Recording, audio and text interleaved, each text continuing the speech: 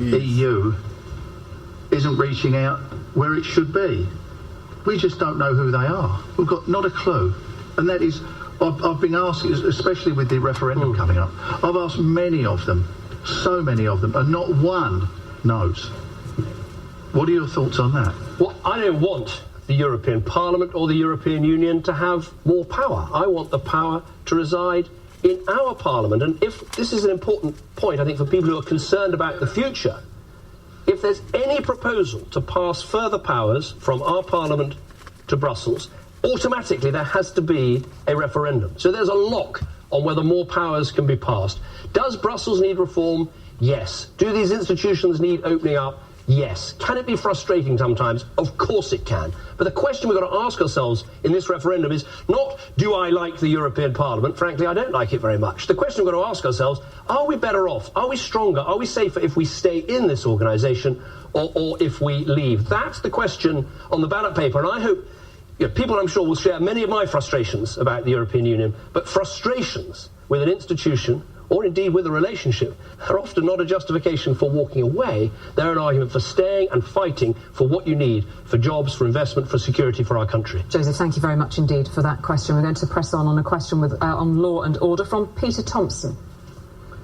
Mr Cameron, just today we have seen yet more evidence of the type of crimes committed by EU nationals who have records in their home country and come here to commit more crimes.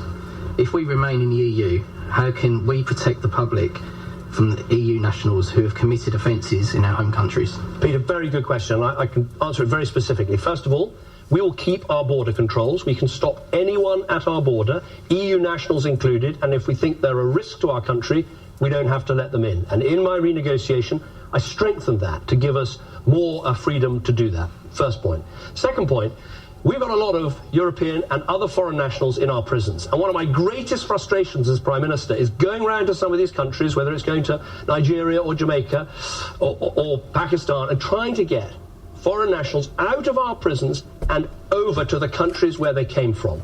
In Europe, we do at least have a directive on prisoner transfers, which is now coming into force, and we'll be able to get those people out of our prisons so they can be paid for by the governments whose citizens they are. Now, if we leave, we'll be back to the situation that we had before, far, far more difficult to get these people out of our country. Please come back. The 50 names and individuals that were released today in the press, you, the government, tried to get them out of the country because they've committed serious offences, but Brussels said no, they have to remain. But that's because... So how can we deal with that issue? Because of this prisoner transfer agreement is not yet fully in force. So when will that be? It is coming in the coming months. So we're going to see we've already seen some go, and we're going to see a lot more go.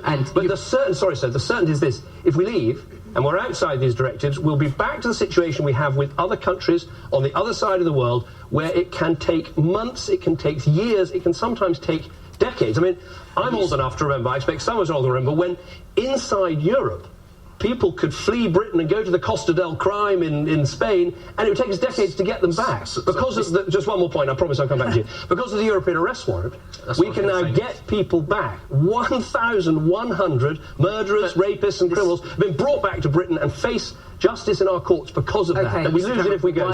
Why are they entering the UK in the first place? I understand the European arrest warrant, and that's great.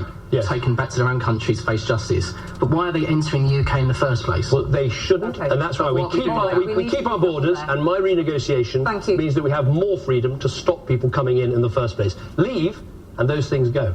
OK, thank you both, Peter and Mr Cameron, for the response to that. And we will leave another question with Mr David Grimwood, who's with us again. Thank you. Mr Cameron, win or lose this referendum, are you finished as Prime Minister? And... Oh, I thought it was a pretty frank one already. And if you do lose, what does Britain look like in 20 years' time? Right. First of all, this is a vote of the British people. Your votes all count equally. It's not a vote for the politicians. And what I've said, having promised this referendum, having arranged this referendum, I've said I would accept your instructions. And I think it's very important that people's individual careers and futures don't get caught up in this vote. I want everyone to focus very clearly on the choice. And the choice you've heard tonight. Do you go with Nigel Farage and the Leave team? You put jobs at risk, you potentially shrink our economy, Or do you go with this extraordinary alliance of Greens and Liberals and the Labour Party, a Conservative government, the trade unions, business large and small, and put our differences aside and stay in this organisation for the good of our country? That's the choice. And that's not about my future, that's about the country's future.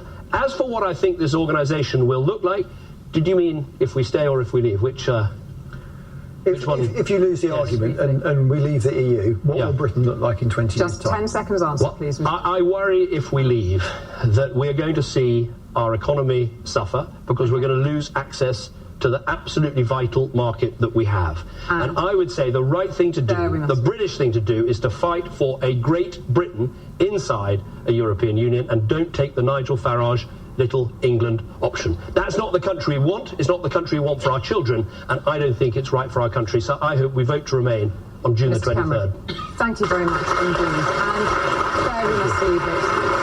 Thank you very much indeed, David Cameron. Well, we have heard from David Cameron and from Nigel Farage, both putting forward their arguments, but the decision, of course, will ultimately be yours when the polls open on June the 23rd. And if you haven't already done so, you've got just 2 hours left to register to vote.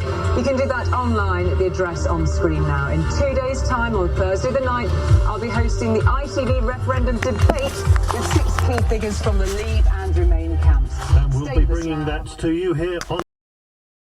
Now this is the one and only Amo Rago FM playing you